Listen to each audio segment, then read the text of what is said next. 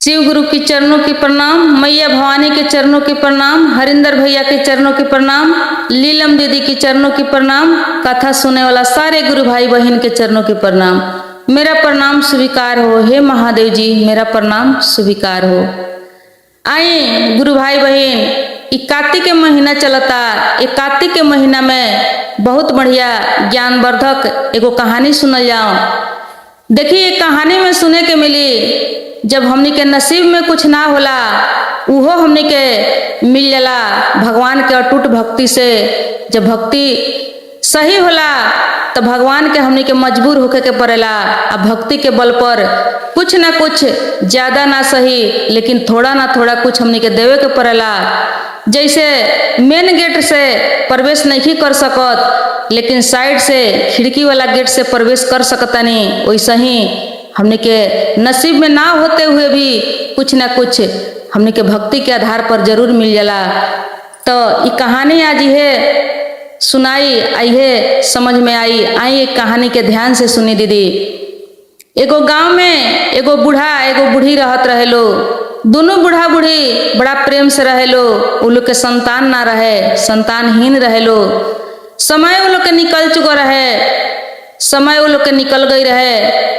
अब वो अपना वंश के उम्मीद जौन रहे, उम्मीद छोड़ के सीधे भगवान के भक्ति करे में लागो रहे लो। भगवान के भक्ति करे लो आ दोनों बूढ़ा बूढ़ी एक दूसरे से प्रेम करके अपन दिन काटे लो, अपन गुजारा करे लो। वो लोग के घर में वो लोग के खाए पिए के सब कुछ रहे, जरूरत भर वो लोग के घर दुआर खेती बाड़ी सब कुछ रहे, बस धिया पुता के कमी रहे, धिया पुता ना रहे वो लोग के। लेकिन धिया पुता के भी आस ही लोग छोड़ के सीधे भगवान के भक्ति करे लोग। ई समझ के करे लोग कि ई जन्म तो हमने के बिगड़ चुकल, लेकिन हो सके हमने के भगवान के भक्ति कर जाई तो हमने के अगला जन्म में कहीं हमने के अगला जन्म में बाल बच्चा मिली, हमने के अगला जन्म सुधार हो जाई। तो भोलेनाथ के भक्ति करे लो। अब भोलेनाथ से कहे लो कि हे भोलेनाथ अब हमने के बुढ़ापा आ गइल बा, अब बाल बच्चा बुढ़ापा के सहारा हो, बुढ़ापा के लाठी हो। तो हमनी पर जब कोनो जरूरी पड़ी, हमनी जब थक जाएम बेसहारा हो जाएम तो वो दिन रउआ अपन कृपा जरूर करेम। हमनी के देखे वाला अब रउए बानी, अब तक कोई बाना, हमनी के तो बाल बच्चा बाना जो हमनी के देख रेख करी। आ धीरे धीरे इस समय हमनी के गिरता थाकता तो हमनी के अब देखे वाला रउए बानी। अब ऐसा ही भोलेनाथ पर लौ लगा के ये लोग भक्ति करे लो, पूजा पाठ करे लो। आ जब कार्तिक के महीना आवे तो कार्तिक के महीना में ई कार्तिक भर स्नान करे लो, गंगा में स्नान करके आ बड़ा सुंदर से पूजा पाठ करे लो। एकदम पूरा कार्तिक भर लोग भक्ति में लौलीन रहे, प्रेम पूर्वक पूजा करे लोग जाए लो। अब एक दिन के बात हो कि यह कार्तिक के महीना चलत रहे, ये लोग गंगा स्नान करे जाए लो। गंगा में जब स्नान करे गई वालो तो बूढ़ी जौन रहली, इनका मन में थोड़ा सा ख्याल आइल, अफसोस भइल कि यदि हमनियों के बेटा रहित पतोह रहित तब हमनी के गंगा स्नान करके जब जैती तब पतोह हमनी के खाना पीना बनौले रहित, हमनी के सेवा सत्कार करित। अब घरे जाके सब कुछ अपने करे के पड़ेला। सब लोग के पतोह गईला पर सब कुछ करके फिट रहेला, सेवा सत्कार करेला। हमनी ऐसा ना भागा बानी सन कि हमनी के घरे जाके सब कुछ करे के पड़ेला। मन में उनका बड़ा श्रद्धा लालसा लागल। तो उनकर पति जौन रहलन बुढ़ऊ कहलन कि देखो हम बिहाने तहरा खातिर पतोह ले आओ तनी, तू चिंता अफसोस मत करो। तब बुढ़ियो कहली कि गांव के लोग तो ताना देवे करेला, लेकिन बुढ़ऊ हमरा के ताना देता रहन। अब चुपचाप वहां से उ लोग घरे आइलो, घरे आके जौन बुझाइलो बना के खैलक लो। खा पी के बुढ़ऊ बड़न से बिहान भइले कहलन कि देखो हम जाता इन तहरा खातिर पतोह खोजे, तू हमरा के थोड़ा सा आटा ले आओ, आटा दे दो। आ वो आटा में 2-4 गो चांदी के सिक्का रख दो, हम लेके जाएम तहरा खातिर पतोह खोज के तब हम घरे आएम। बुढ़ियो कहली कि बुढ़ऊ हमरा से काहे मजाक करता रहन, गांव भर के लोग के ताना सुने के पड़ेला, आज इनको सब ताना सुने के पड़ता। लेकिन बुढ़ऊ कहले कि ना, तू हमरा के थोड़ा आटा और वो आटा में 2-4 गो चांदी के सिक्का ले आओ, ले आके दो। अब बुढ़ियो उनकर बात मनली, थोड़ा सा आटा ले अली, आटा में 2-4 गो चांदी के सिक्का रख दहली और रख के उनका दे दहली। बुढ़ऊ आटा लेके चल दहले, गईले गाँवे गाँवे घूमे लगले। घूमते घूमते एगो गाँव में गईले तो गाँव के पछुआरा एगो लड़की साग खुटत रहे। बड़ा सुशील स्वभाव के वो लड़की लागल। वो लड़की के जब देखले बुढ़ऊ तो वो लड़की से पूछले कि बबी तोहर घर कहाँ बा, तोहरा घर में के बा। लड़की बतौली कि जब बगले में हुए हमर घर हो, हमरा घर में एगो माई बाड़ी, एगो हम बानी। तो कहले बाबा कि तू अपना घरे हमरा के बुला के ले चलो, साँझ हो गई रहे। घरे बुला के ले गईले, उनका माई के बुलवा के कहले कि ये बेटी हमरा साँझ हो गई बा, हमरा दूसरा गांव में जाए के बा। हम चाहतनी कि आज के रात यही जा रह जाए के, हमरा के थोड़ा सा शरण दे दा अपना घर में। तो कहली वो लड़की के माई कि ठीक बा, हम कुछ बना देम, रउआ खा के ये घर में रात भर रह सकतनी, कोनो टेंशन के बात नहीं खे। तब वो लड़की से कहले कि ये बबी हम कार्तिक के स्नान करीने, कार्तिक के स्नान जब करीने तो केहू के घर के हम अन्न ना खाईने, उससे हम थोड़ा सा आटा लेके आयल बनी। ये आटा लेके जा अपना माई के दे दिह आ कहियो कि यही के रोटी बना के हमरा के खियावे के। अब लड़की वो आटा लेके गईल घर में, घर में जाके अपना माई से कहलक, बतौलक। अब लड़किया के माई आटा लेके चलनी लेके जब चाले लगली तो देखा तारी कि ओमे से 2-4 गो चांदी के सिक्का गिरे लागल। जब चांदी के सिक्का गिरल तो लड़की के माई सोचे लगली कि जकरा 1 किलो आटा में 4-5 गो चांदी के सिक्का गिर गईल, ओकरा घर में भला कितना चांदी के सिक्का होई, कितना धन दौलत होई। ई बाबा लागता कि बहुत धनी घर के बाड़न, बहुत अमीर बाड़न, जमींदार बाड़न। अब इनका मन में थोड़ा सा लालच होखे लगली सोचे अपना मन में कि चल तनी इनका से पूछे, इनका घर में यदि बेटा होई तो हम अपना लड़की के शादी यही बाबा के निहोरा पाती क के कर देहेम। काहे कि ऐसा हूँ हमरा घर में कोई देखे वाला नहीं खे, हम गरीब बानी, हमर लड़की सुखी घर में चल जाई। अब ये सोच के ये लड़की के माई अली, आके बाबा से लगली बात करे। बाते बाते में पूछली कि ये बाबा रउआ बेटा उटा बा कि ना। बाबा कहले कि बा हमरा बेटा, झूठ बोलता रे। अभी लड़की के माई कहल कि हम चाहतनी कि हम अपना लड़की से रउआ बेटा के शादी करे के, रउआ कैसन विचार बा, का कहतनी। अभी बाबा कहले कि देखो वो तो ठीक बा, लेकिन हमर लड़का जौन बड़े वो काशी में बड़े, वो अभी पढ़ाई करता रहे ज्योतिष के, उनकर पढ़ाई में अभी कुछ दिन टाइम लगी। तो हम कैसे शादी कर सकतनी अपना बेटा से। यदि चाहबू तो लोटा से आ कटोरा से हम इनका से शादी करके ले जा सकतनी। ओकरा बाद में हमार बेटा 2-4 साल के बाद आई हैं तो ये लोग के पति पत्नी के भेंट हो जाई। अब इतना बात सुन ली लड़की के माई तो थोड़ा सा तो सोच में पड़ गईली, लेकिन फिर सोचली कि ऐसा घर ना मिली, 2-4 साल के तो बात बा, तब तक हमार लड़कियों से आन हो जाई, हम शादी कर देतनी। अब वो मंजूर कर लेली और वही रात के लोटा से या कटोरा से वो लड़की के शादी करा दिलक लो। वो उनकर माई मिलके आई, पंडित जी मिलके शादी करा के उनका घर में जौन कुछ रहे, कुछ कपड़ा उपड़ा पहिरा के सब श्रृंगार उंगार क के सवेरे विदा क दहली। अभी बाबा विदागरी करा के वो लड़की के ले अले, आके अपन घर खुलवाओ तरे पंडिताइन से। पंडिताइन घर खोलो, पतो होले के हम आइल बानी। पंडिताइन घरे से कहली कि ना जाने बुढ़ऊ के का हो गइल बा, काहे हमरा साथ इतना मजाक उड़ावो तरन, हमरा के टेंशन देता रहन। अब जाके घर खोलली। जब घर खोल के देखा तारी तो सच में वहाँ एगो दुल्हन खड़ा रहली। अब वो लड़की के माई के जौने घर में रहे उहे पहिरा ओढ़ा के दुल्हन बना के विदा कैले रहली। तो कुछ ना कहली, लड़की के घर में ले अली। घर में ले आके जौन स्वागत रहे वो स्वागत कैली, विधि कैली। ओकरा बाद में जाके पंडित जी से पूछली।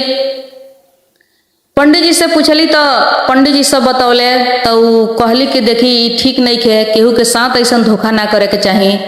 2-4 साल के बाद कहाँ से रउआ ले आके लड़की के पति देम, भले हमनी के दुख में जीवन बीतत रहो उहे ठीक रहो, लेकिन कोई से धोखा ना करे के चाही। कहले पंडित जी की ठीक बात, देखो कटे दा, एक एक दिन कह के कटी, बाद में देखल जाई जौन होई तौन होई। अब ऐसा ही ये दोनों जने गंगा स्नान करे जाए लगलो।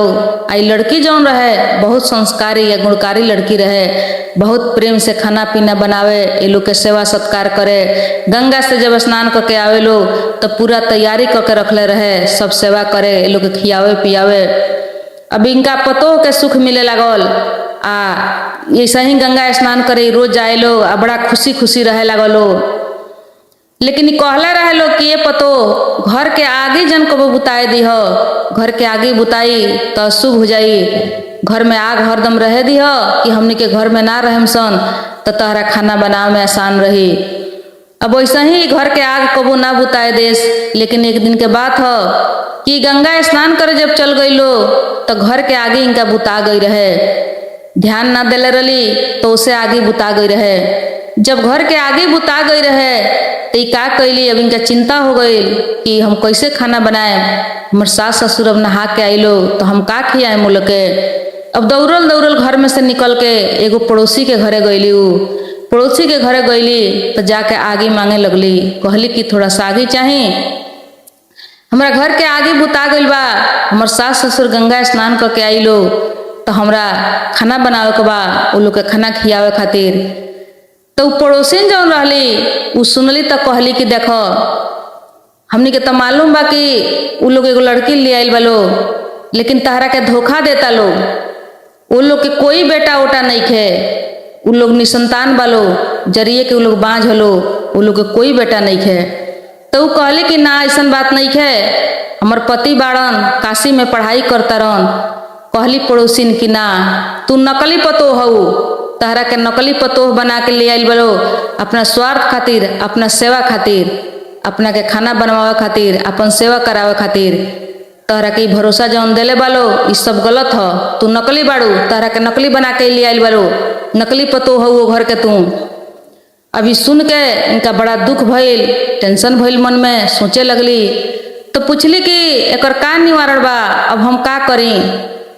तो पड़ोसिन जौन रहली कहली कि जा खाना पीना उल्टा सीधा बना दी हो, आ कुछ बोली लो तो लोग के जवाब दी हो, उ लोग के सेवा सत्कार मत करी हो, उ लोग के कष्ट में मत रही हो, तो ऐसा ही करी हो जा।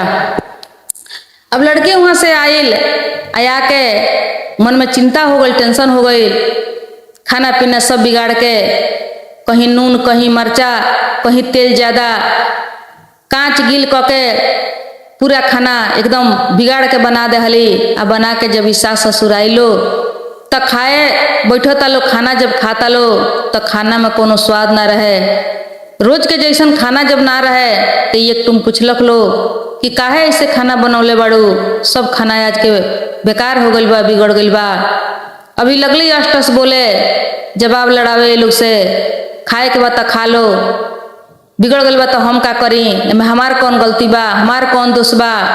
अभी दोनों जने सुन के चम्मू में पड़ गइलो, ई तो ऐसे कहियो ना बोलत रही हो, ई का हो गइल बा इनका जेंगा बोलत तारी। लेकिन फिर सोचलक लोग कि चलो मने नु हो, हाथे नु हो, बिगड़ गइल बा आज तो कोनो बात नहीं खे। अब जौने रहे तौने खा पी के लोग सुत गइलो, सुत के फिर सवेरे लोग चल गइलो गंगा स्नान करे।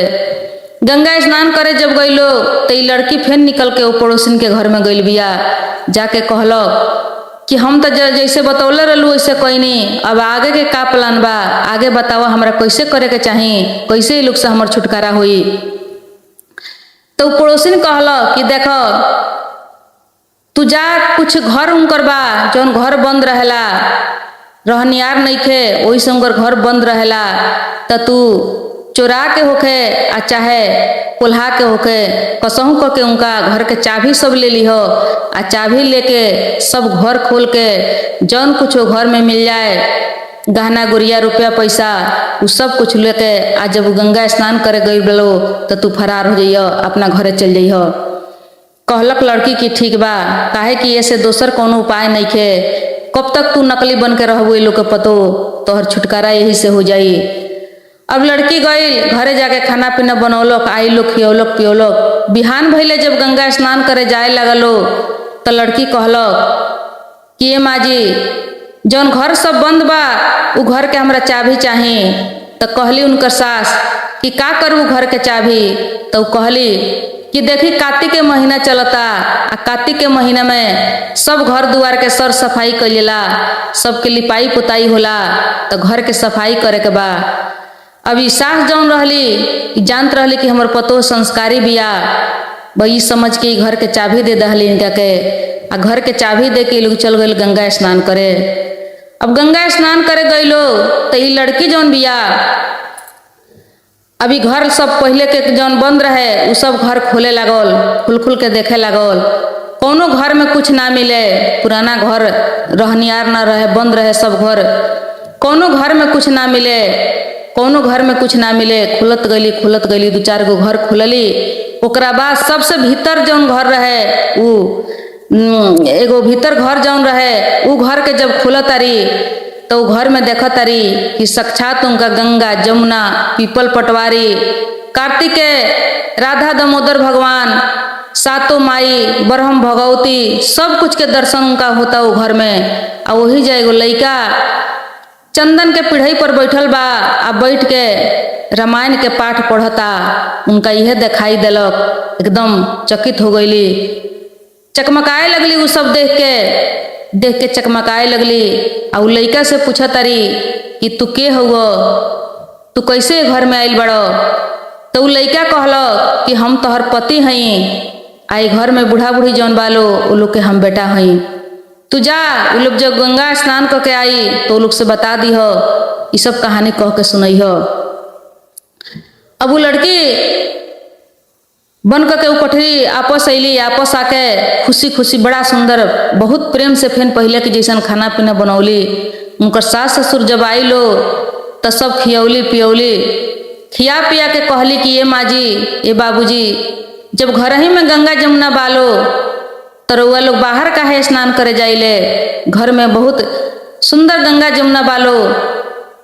तो कहलक लोग कि घर में कहाँ से गंगा जमुना आइलो। तो बुला के ले गईली, बुला के लेकर जाके आ घर जब खोलत तारी भीतर वाला घर तो देखत लोग तो इहो लोग के उहे लौकल गंगा जमुना पीपल पटवारी भगवती ब्रह्म सब कुछ देखत लो। आ उ जा एगो लइका जी बा से उ रामायण के पाठ पढ़त रहे, चंदन की पीढ़ी पर बैठे रहे। अभी जाके लइका से इहो लोग पूछलक लो तो लइका कहलक कि तोहने लोग के हम बेटा हई। अभी लइका के बाहर लेके आइलो, बाहर लिया के आ सब गांव समाज के देखौलक लोग, सुनौलक लो। तो सब गांव के लोग कहलक, उ लइका कहलक कि तोहनी के भक्ति देख के भगवान हमरा के पेठौले बड़े। तोहनी के मन में जौन आस रहलक हो एगो बेटा के एगो पतोह के, भाग में लिखल तो ना रहलो, लेकिन फिर भी भगवान के तरस आइल बा, भगवान के दया भइल बा, तोहनी के बुढ़ापा में सहारा पेठौले बड़े। वहाँ बहुत बहुत ज्योतिष पंडित लोग आइलो, सब लोग देखलक, पूरा गांव समाज आइल, सब दृश्य देखलक। सब लोग कहलक कि रउआ भक्ति के फल हो कि कार्तिक स्नान जौन कैले बानी पहलहू से भोलेनाथ के जौन रउआ अपन सौंप दिले रहनी अपना आप के, वही के प्रमाण हो। काहे कि रउआ भक्ति सही दिल से कैले बानी। वो जन्म के तो रउआ नसीब में कुछ ना लिखल रख, वंश के सुख ना लिखल। देखी गुरु भाई बहन, नसीब में ना लिखते हुए भी संतान के सुख उनका मिलल। पंडित जी के कौनो तरीका से कौनो ढंग से चली, उनका गर्भ से तो ना मिलल, पैदा ना कैलक लो, लेकिन फिर भी कोनो ना कोनो रास्ता से भगवान भोलेनाथ पर जब भरोसा कैलक लो तो लोग के बुढ़ापा के सहारा बना के भगवान आ कार्तिक के विष्णु भगवान उनकर सहारा पेठौलक लो। काहे कि वो लोग के भक्ति अटूट रहे, पूरा लगन रहे, एकदम टूट के वो लोग भक्ति करत रहे लो कि हमने के वो अपना आप के स्वीकार कैले रहे लो कि हमने के पापी बने, हमने के कोनो जन्म के ही पाप हो, लेकिन इस जन्म में हमने के भक्ति कैल जाओ कि अगला जन्म हमने के सुधर जाई, अगला जन्म हमने के सुख होई। तो ये स्वीकार जौन रहे, वो लोग के पश्चाताप जौन रहे, वही के परिणाम रहे। तो यह बा कार्तिक स्नान के कहानी आए कार्तिक स्नान के फल। कोनो भी स्नान करी, पर्व तीज करी, कुछ भी करी श्रद्धा से करी, मन में एगो आस्था लेके करी। जब मन में रही आस्था तब बंद दरवाजे में भी मिल जाई रास्ता। काहे की आस्था भगवान तक पहुँचावेला, भगवान तक रास्ता देखावेला। एगो गांव में एगो बूढ़ा बूढ़ी आ एगो बेटा एगो पतोह रहत रहे लो। परिवार में 4 आदमी रहे। चारों आदमी बड़ा प्रेम पूर्वक रहे, खुशी खुशी रहे लोग, अपन जीवन बितावे लो। अब कार्तिक के महीना जब आइल तो कार्तिक के महीना के स्नान जौन बा वो बहुत ही फलदायी स्नान हो। सब लोग कार्तिक महीना के स्नान करेला, तुलसी जी के पूजा करेला। बहुत ये महीना के महात्म बा। लेकिन जौन पूर्णिमा के दिन आवेला पूर्णमासी, उस दिन के स्नान के और महत्व होला। उस दिन लोग स्नान करे, कहीं कहीं धाम पर जाला, जहाँ गंगा जी के घाट बा वही घाट पर लोग स्नान करे जाला, दिया जरावे जाला। तो वैसे ही कार्तिक के महीना आइल। आज जब पूर्णिमा के दिन आइल, कार्तिक खत्म भइल, तो ये बूढ़ा बूढ़ी जो रहे लोग सलाह कैलक लो गंगा स्नान करे जाए के। अपना बेटा से अपना पतोह से कहलक लो। पतोह इनकर मन ही मन सोचत रहली कि यदि हमरो के माँ जी कहती तो हमहू गंगा स्नान करे जैती। काहे कि गंगा स्नान के महत्व कुछ ज़्यादा होला। लेकिन इनकर सास इनका के ना कहली। वो अपने दोनों बूढ़ा बूढ़ी विचार कैलक लोग जाए के समय में अपना पतोह के समझौली कि ये कन्या हमनी के जा तनी सन गंगा स्नान करे, तू घर के ठीक से रेख देख करीह, सही से घर के रखीह। उनकर पतोह कहली कि ठीक बा माँ जी, रउआ चिंता ना करी, रउआ खुशी खुशी जाई। ई घर के हम सही से देखें, ये घर के बारे में रउआ टेंशन नहीं करे के। गंगा स्नान करे जातनी तो रउआ गंगा स्नान करे जाई। उनकर पतोह मन में सोचली कि हमर सास पुण्य के काम कैले बाड़ी, हमरा से कुछ पुण्य नइखे भइल, वैसे हमरा भाग में ई गंगा स्नान नइखे लिखल, हमरा सास के भाग में लिखल बा, तो हमर सास जातारी। बढ़िया बात बा। अभी दोनों बूढ़ा बूढ़ी गंगा स्नान करे चल गईलो। गंगा स्नान करे जब गईलो तो जैसे ही बूढ़ियो गंगा में डुबकी लगावतारी तले इनकर ध्यान चल गई घरे। उनकर अलमारी जौन रहे वो अलमारी के ऊपर इनकर ध्यान चल गई। काहे कि चाबी छोड़ के घर ही आई रही। अभी लगली सोचे कि जा चाबी छोड़ के तो हम घर ही आ गई बनी, अब कहीं हमर पतो अलमारी खोल के हम पैसा धैले बानी, कुछ गहना गुड़िया धैले बानी, चोरा जन लेवे।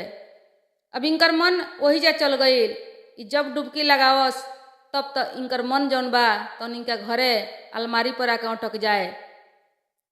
इनकर पतोह जौन रहली यहाँ घरे दौड़ दौड़ के सोचस कि माँ जी कितना भाग्यशाली बाड़ी, कितना पुण्य के काम कैले बाड़ी कि गंगा स्नान करे के मौका मिलल बा।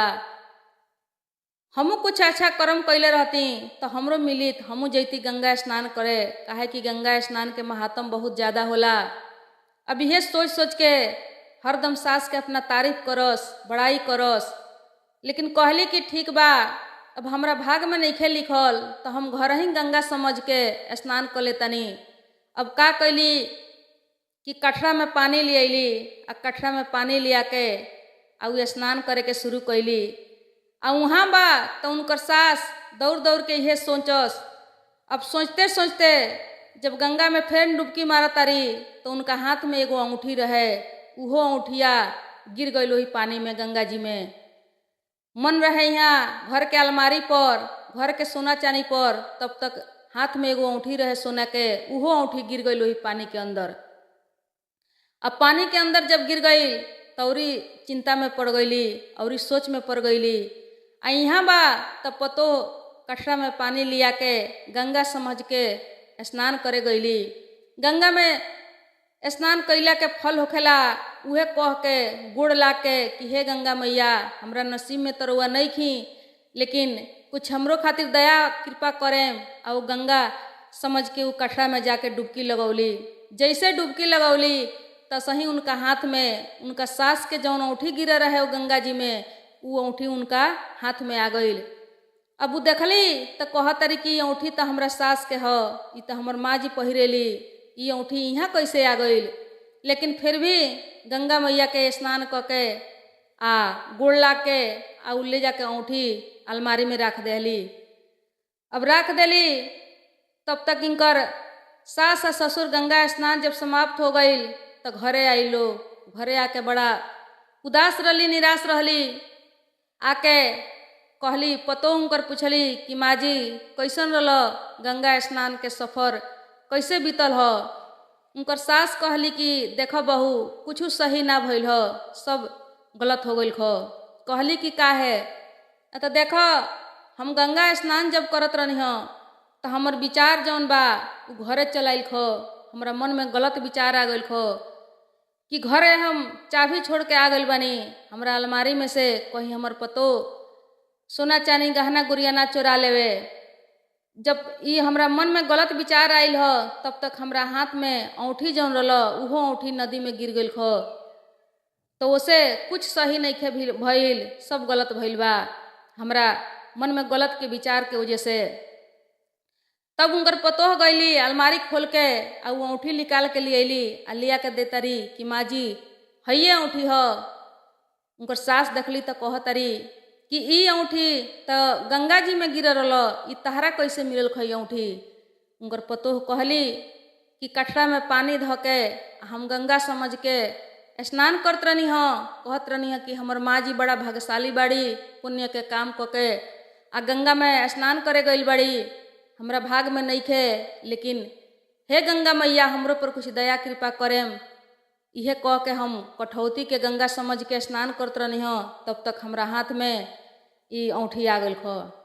तो उनकर सास कहली कि देखा हम बताओ तनी, मन चंगा तो कठौती में गंगा। हम गंगा में भी जाके गंगा के पुण्य ना पौनी आ तू कठौती में स्नान करके गंगा के दया कृपा पा लेलू। काहे कि हमरा मन में गलत विचार रहल, गलत सोच रहल। जेकरा मन में गलत विचार होई, गलत सोच होई, उ केतनो गंगा में डुबकी लगाई ओकरा पुण्य नइखे हो सकत, पुण्य नइखे मिल सकत।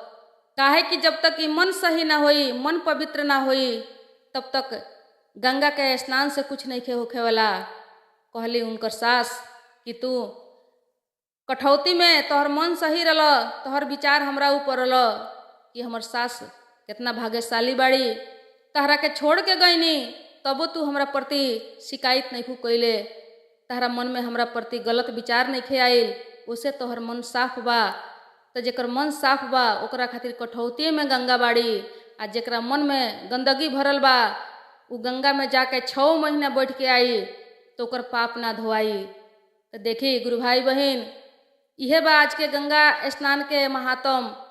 गंगा में खाली गईला से ना होई, ए मन के पवित्र बनावे खातिर हमनी के मन के अंदर के जौन कचरा बा एकरा के धोए खातिर हमनी के विचार व्यवहार सब सही करे के पड़ी। जब हमनी के अंदर विचार सही होई, हमनी के वाणी सही होई, हमनी के सोच सही होई, हमनी के वाणी में सभ्यता होई, सहनशील होई, नर्म दिमाग के आदमी होई, तो समझी कि गंगा स्नान के हमनी के मोल मिल जाई। आ गंगा स्नान हमनी के करे जाई, मन में गंदगी रही तो ऊपर तन के धोला से मन कभी ना धोआई। मन के धोए खातिर हमनी के मन के शुद्ध करे के पड़ी, पवित्र करे के पड़ी। जौन पवित्र करे खातिर हमनी के कथा कहानी सत्संग सुने के पड़ी, कुछ ज्ञान पावे के पड़ी। ज्ञान के माध्यम से ही हमनी के मन के अंदर के मैल धोवाला। एकरा खातिर कथा सुनी, कहानी सुनी, शिव गुरु से जुड़ी, शिव चर्चा सुनी। शिव चर्चा के माध्यम से हमनी के मन के गंदगी धोआ सकता, हमनी के पुण्य मिल सकता। सुने वाला के सुन के माला, कहे वाला के फूल के माला। हर हर महादेव। एगो गांव में एगो भक्तिन बुढ़िया माई रहत रही। बहुत दिन से उ भगवान के भक्ति करस और भक्तिन हो गई रही। उनका परिवार में एगो बेटा आ एगो पतोह रहेलो।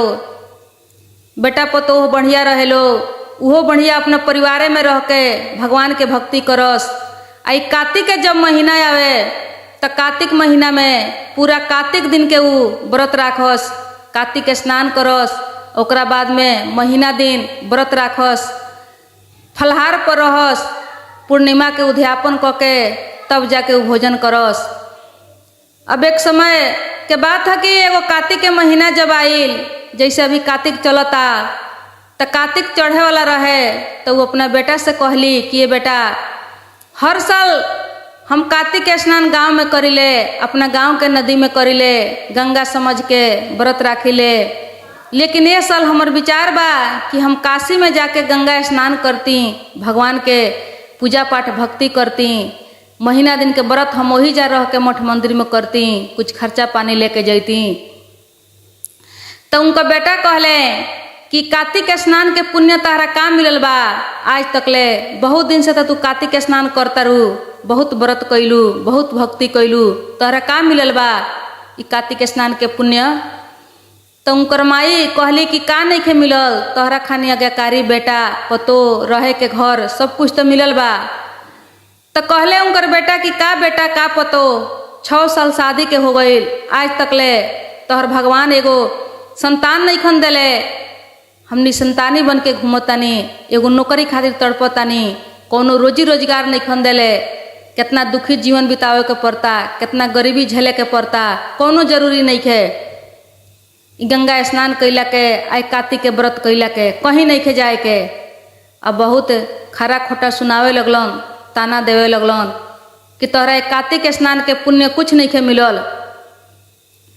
अब बुढ़िया माई के बहुत क्रोध भइल, आत्मा में दुख पहुँचल बेटा के पतोह के बात सुन के। अब बुढ़िया माई अपना मन में सोच लेली कि अब हम ये साल निकलत नहीं भगवान के, कार्तिक के दामोदर भगवान के खोजे, आ खोज के उनका से पूछे कि हम इतना दिन से कार्तिक स्नान कैले बानी, कार्तिक के व्रत कैले बानी, तो हमरा ओकर पुण्य काहे नहीं खे मिलत, कहिया मिली, मिली कि ना मिली। अब ये सोच समझ के घर से निकल गईली बुढ़ियो, घर से निकल गईली, चले लगली। रास्ता में कुछ दूर गईली तो रास्ता में देखली कि एगो एकदम नवजुवक नया उम्र के आदमी, कोढ़िया लौकल, उनका पूरा कोढ़ से ओकर सौंसे शरीर बजे लथपथ रहे, लेकिन उम्र रहे नया। देख के उ भक्ति लगली तरस खाए, ओहा करे लगली कि कौन ऐसन पाप कैले बड़न कि आज हे उम्र में कोढ़िया बन के बैठल बड़न। अब इनकर ओहा देख के ई कोढ़िया पूछले कि ये बुढ़िया माई रउआ के बानी, कहाँ जातानी कि हमरा के देख के रउआ तरस खातानी। भक्तिन कहली कि हम भगवान के खोजी करे जातानी, हम बहुत दिन से कार्तिक के स्नान करीले, लेकिन आज तक ले कार्तिक स्नान के पुण्य हमरा नइखे मिलल। उसे हमर बेटा हमर पतो हमरा के ताना देता लो, तो ही से हम निकलल बानी भगवान के खोजी करे। तो ई कोढ़िया कहले कि यदि भगवान रउआ भेटा जाइ हैं तो तनी हमरो दुख के निवारण पूछ ले आए कि कौना पाप के वजह से हम 15 बरस के उम्र से कोढ़ी बन के बैठल बानी, अभी 25-30 के उम्र चलता, ई नया उम्र पूरा हमर ई कोढ़ी के जीवन में बीत रहल बा। कहली बुढ़िया माई के ठीक बा, यदि भगवान भेटा जाइ हैं तो हम जरूर पूछ ले आए। अब ये कह के बुढ़िया माई जौन बा वो आगे निकल गईली। आगे जब निकल के गईली तो एगो पेड़ रहे, वो पेड़ के नीचे जाके बैठली। तब तक एगो बहुत विशाल नागिन आइल, और उ नागिन उनका के डसे के टिकौलक। तो ई सधुनी कहली कि देखा नागिन, हमरा के अभी तू मत डस, हम जातानी भगवान के खोजी करे। भगवान के जब हम खोज के आएम, उन्हें से वापस लौटेम, तब तू हमरा के डस लीह। काहे कि हम बहुत दिन से कार्तिक के स्नान करीले, व्रत राखीले, लेकिन आज तक ले हमरा कार्तिक के पुण्य नहीं खे मिलल। एक लेके हमर बेटा पतो हमरा के ताना देता लो, तो ये बात के हम खोजी क के रहें। नागिन कहली कि ठीक बा, यदि भगवान तहरा भेटा जाइ हैं तो तनी तू हमरो दुख के निवारण पूछ ले अइह। ई कहली भक्तिन कि तोहर कौन दुख बा। तो नागिन कहली कि देखो, हम हर साल बच्चा के जन्म दिले, लेकिन हमर बच्चा एको गो जिएला ना। बच्चा के जन्म भइला के बाद हमर बच्चा मर जाला, हमरा मन में बड़ा लालसा रहला, हम तरस के रह जाइले, अपना बच्चा के जिंदा ना देखे सकिले। तो ई कहली भक्तिन के ठीक बा, यदि भगवान से भेंट हो जाई तो हम ये बात के पूछ ले आएम। अब वहाँ से निकल गईली भक्तिन, चलत चलत बहुत दूर गईली। बहुत दूर जब गईली तो एगो आम के बहुत सुंदर पेड़ लौकल। वो पेड़ के नीचे ही जाके बैठ गई। कहली कि कुछ आराम कर लेता नहीं, आराम कैला के बाद फिर हम आगे चलें। अब जब वहाँ बैठली तो बहुत सुंदर सुंदर आम गिर रहे। तो भक्तिन सोचली कि काहे ना 2-4 गो आम में से हम खा के पानी पीली कि कुछ हमर भूख प्यास जौन बा वो मिट जाई, थोड़ा हमरा राहत मिल जाई, हम फिर आगे माहे चले के शुरू करें। अभी क्या कैली भक्तिन के बैठ के वहाँ से आम उठावे लगली, आम के छिले लगली। जब आम के छिले लगली तो आम के ऊपर तो बहुत सुंदर सुंदर रहे, लेकिन आम के भीतर पूरा कीड़ा से भरा रहे, पूरा पिलुआ खतखत रहे वो आम में। अब वही सधुनी उठावत जास, आम बिगत जास। 5 गो 10 गो आम उठौली, लेकिन सबके उहे हाल रहे। लास्ट में एगो छोट थोड़ा मोड़ा कीड़ा वाला आम भेटाइल।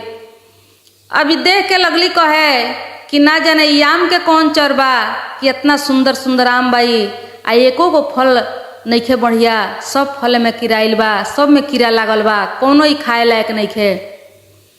अब वो आम के गाछ सुनले तो कहले कि ए बुढ़िया माई रउआ के हई, कहाँ से जाता नहीं? आज तकले हमरा पेड़ के नीचे कोई बैठल नइखे, कोई हमर फल खैले नइखे, आ रउआ हमरा पेड़ के नीचे बैठल बानी तो हम अपना आप के बहुत खुशी महसूस करता नहीं, हमरा बहुत अच्छा लागता, काहे कि पेड़ के नीचे कोई ना बैठेला। बुढ़िया माई कहली कि हम कार्तिक के दामोदर भगवान के खोजी में निकलल बानी, हम उनका के खोजे जाता नहीं। हम कार्तिक के स्नान कैले बानी, व्रत कैले बानी, लेकिन हमरा पुण्य नइखे मिलल, वही से अपना बेटा पतोह के ताना सुन के हम घर से निकलल बानी। तो आम के पेड़ कहले कि यदि रउआ भगवान भेटा जाइए तो तनी हमरो दुख के निवारण पूछ ले आए। कहली भक्तिन कि तहरा कौन दुख बा? आम कहले कि देखी हमर पेड़ भी बहुत सुंदर बा, हमर फल भी बहुत सुंदर बा, लेकिन सारा फल में कीड़ा लग जाला, कोई के काम ना लगेला, कोई एकरा के खाला पियला ना, आ ना ही केहू ये गाछ के नीचे बैठेला। हमरा ई जौन फल के स्वभाव देखेला लोग तो सब लोग नफरत करेला, सब लोग हमरा से घृणा करेला, कोई के हम काम ना लगिने, इहे हमर दुख बा। भक्तिन कहली कि ठीक बा, ई तो हम देख लेनी, जब हमारा भगवान भेटा जाइए तो हम जरूर पूछ ले आए। अब वहाँ से वो भक्तिन जे बा से आगे माहे चल रही। अब चलत चलत चलत चलत बहुत दूर गईली। अब वहाँ से जंगल झाड़ी दिखाई देवे लागल। तब तक वही जा उनका एगो साधु से मुलाकात भइल। अब वहाँ वो सोचली कि बैठ के थोड़ा सा और आराम करी। तब तक वहाँ एगो साधु बैठ रहलन। उ साधु पूछलन कि ये बुढ़िया माई तू इन्हें कहाँ जाता रू? अब यहाँ से रास्ता नहीं खे, यहाँ से जंगल ही जंगल बा, इन्हें से रास्ता बंद बा, यदि आगे बढ़बू तो तहरा के जीव जानवर खा जाई। तो साधुनी कहली कि हम भगवान के खोजी में निकलल बानी, हम बहुत दिन से कार्तिक के स्नान करिले, लेकिन आज तक ले हमरा कोनो पुण्य नइखे मिलल। हमर बेटा हमर पतो हमरा के ताना देता लो, अब हमरा के केहू जीव जानवर खाओ चाहे जे कुछ भी होखो, लेकिन हम जइबे करें। तो साधु कहले कि देखो तोहरा भगवान भेटा जाइए तो तू चिन्ह जइबू। तो कहली भक्तिन कि हाँ हम चिन्ह जाए। तो साधु कहले कि हम ही भगवान हैं, हम ही दामोदर भगवान हैं। तो भक्तिन कहली कि हम ऐसे कैसे विश्वास करें? यदि रउआ भगवान हैं तो रउआ अपना असली रूप में आई, प्रकट हुई, हमरा के दर्शन दी, तब तो हम पहचाने। बस थोड़ा देर के बाद उस साधु जे रहले सही में हुए भगवान रहले, अपना असली रूप में अले, प्रकट भइले। इ देख के भक्तिन बड़ा खुश भइली, चरण में गिर गईली। चरण में गिर के अपना नेत्र के जल से भगवान के चरण पकड़ली, उनकर धूली अपना माथा में लगौली। भगवान कहनी कि तू अब जा अपना घरे, तोहरा कल्याण हुई, तोहरा बेटा पतोह के जौन मांग रहल सब पूरा हुई, सब कुछ अब तोहर पूरा हो जाई। तो कहली ई भक्तिन कि वो तो ठीक बा, लेकिन हम 2-4 आदमी के दुख और लेके आइल बानी, ओकर निवारण जाने के चाहता नहीं। सबसे पहले वो आम के पेड़ के बात बतौली कि रास्ता में हमरा एगो आम के पेड़ मिलल रहा, बहुत सुंदर फल, बहुत सुंदर पेड़, लेकिन पूरा आम जौन रहा वो पूरा आम में कीड़ा लागल रहा, केहू के काम लायक ना रहा। वो आम बहुत दुखित बाड़े, कहले कि हमर दुख के निवारण पूछ ले आवे के। तो कहनी भगवान कि देखो उ आम के पेड़ जौन बा उ पहला जन्म के एगो बहुत सेठ अमीर रहले, बहुत धन रहे, एकदम जिम्मेदार रहले अपना नगर के, लेकिन केहू के दान पुण्य ना कैले, कौनो भूखा दुखा के कुछ देत ना रहले। उनका अनाज में कीड़ा लग जाए, खदक उठे, सड़ जाए, गल जाए, लेकिन हाथ उठा के केहू के ना देस। उनकर धन जौन बा कोई के काम ना लगे, वही से आज उ ई पेड़ बन के बैठल बड़े। सुंदरता बा, फल में सुंदरता बा, लेकिन उनकर फल कोनो काम के नइखे, कोई के काम लागे वाला नइखे। सब उनकर फल में कीड़ा लग जाता, जैसे उनका अनाज में कीड़ा लग जाए वैसे ही आज उनका फल में कीड़ा लग जाता। उनका करनी के ही फल हो। लेकिन जा एगो आम उठा के तू खा ली हो, तब से उनकर आम जौन बा सही हो जाई, ऐसे कि हमर दया कृपा उनका पर हो जाई। तब कहली कि रास्ता में एगो नागिन भेटाई रही हो। उ नागिन जौन बा उहो दुख में रही हो। कहली है कि हम साल में बच्चा के जन्म दिने, लेकिन एको गो बच्चा हमर ना जिएला। तब भगवान कहनी कि देखो उहो कर्म दंड पाओ तारी, उनको कर्म के सजा मिलल बा। एक समय के बात हो कि गर्भवती औरत के उ डस के मुआ देली, वही के वो औरत के बदुआ लागल बा, उनका ऊपर श्राप लागल बा। जा कहियो कि कोनो गरीब जरूरतमंद के वो अपन नाग मड़ी जन बा उ दे दिहन, दान कर दिहन, तब से उनकर बच्चा बाँचे लगी। कहली कि ठीक बा। अब कहली कि रास्ता में एगो बहुत नया उम्र के आदमी कोढ़िया में भेटाई लो। उ कोढ़िया अपना दुख के निवारण पूछलक हो। कहले भगवान कि देखो उनको कर्मे दंड हो। वो जन्म के उ एगो राजा रहले, बहुत बड़का राजा रहले। उ राजा अपना राज के घमंड से बहुत लोग के तड़पौले, बहुत लोग के मरले। अपन राज बढ़ावे खातिर, अपन नाम बढ़ावे खातिर बहुत लोग के रोवले बड़न, बहुत प्रजा के दुख देले बड़न, बहुत लोग के कष्ट देले बड़न। बहुत लोग उनका राज में तड़पल बा, मराइल बा, अपन खून के धारा बहौले बा।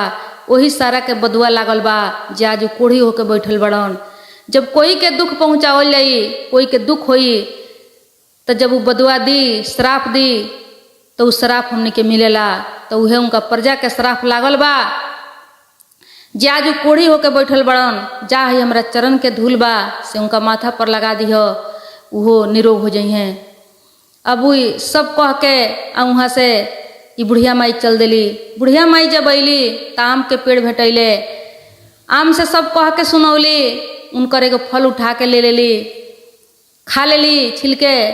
तो आम के फल जौन बा सुबरण हो गई, बढ़िया हो गई। अब वहाँ से 2 गो 4 गो आम लेली, चल देली। जब आगे गईली तो नागिन से भेंट भइल। नागिन से सब कह के सुनौली कि तू गर्भवती औरत के डसले बाड़ू, ओकरे बदुआ लागल बा, वही से तू आज ही दिन देख तारू।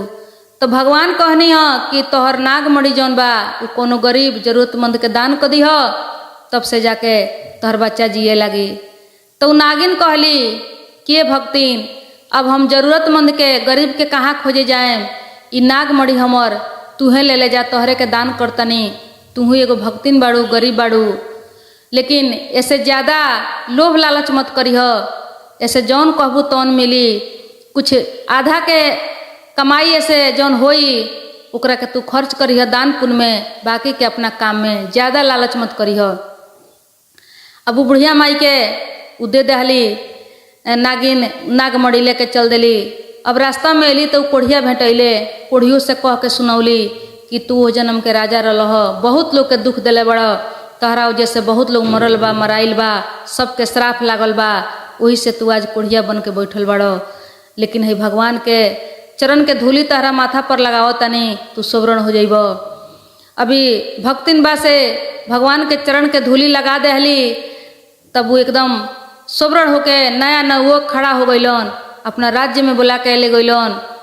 राज्य में बुला के ले जाके बहुत कुछ अपना घर से उनका के दे के उनकर विदाई कैलन। अब बुढ़िया माई घरे गईली। जब अपना गांव में गईली तो अपना घर के नज़दीक जब गईली तो उनकर घर दुआर सब बदल गई रहे। उनकर घर जौन बा उनका अपना से चिन्हबे ना करे। सोचली कि पता ना कि हमर घर का हो गई, हमर बेटा पतोह कहाँ चल गई। तब तक उनकर बेटा पतोह देखलक लो दौड़ के आके अपना माई के पकड़ के ले गई लो। कहलक लोग कि माई हमने के आपरूपी घर बनल बा, ये सब तोहरा कार्तिक स्नान के फल हो, तोहरा कार्तिक स्नान के पुण्य हो। अब भक्तिन सुन के बड़ा खुशी भैली, उनका नाक के मणि भी मिल गई रहे, भगवान के दया आशीर्वाद दर्शन भी मिल गई रहे। कुछ दिन के बाद उनका सुने में आयल कि उनकर पतोह जौन बाड़ी गर्भवती बाड़ी, माँ बने वाला बाड़ी। बड़ा खुशी भइलो तीनों परिवार, बेटा पतोह मिलके कार्तिक भगवान के धन्यवाद देलक लो, खुशी खुशी जीवन बितावे लागलो। उ लोग के घर में अन्न धन वंश सब कुछ भर गईल, कार्तिक स्नान के फल मिल गईल। तो यदि श्रद्धा या प्रेम से कोनो व्रत कइल जाई, स्नान कइल जाई तो ओकर फल जरूर मिली, लेकिन कुछ दिन टाइम लागी। हे कार्तिक के दामोदर भगवान, जैसे उ बुढ़िया माई के घर में सब कुछ भर देनी, अपन आशीर्वाद अपन कृपा देनी, वैसे ही कार्तिक के महीना में जे कार्तिक स्नान करता, ई कथा के सुनता, ओकरो पर अपन आशीर्वाद बनौले रहें, सब पर अपन दया आ कृपा बरसाएं। हर हर महादेव।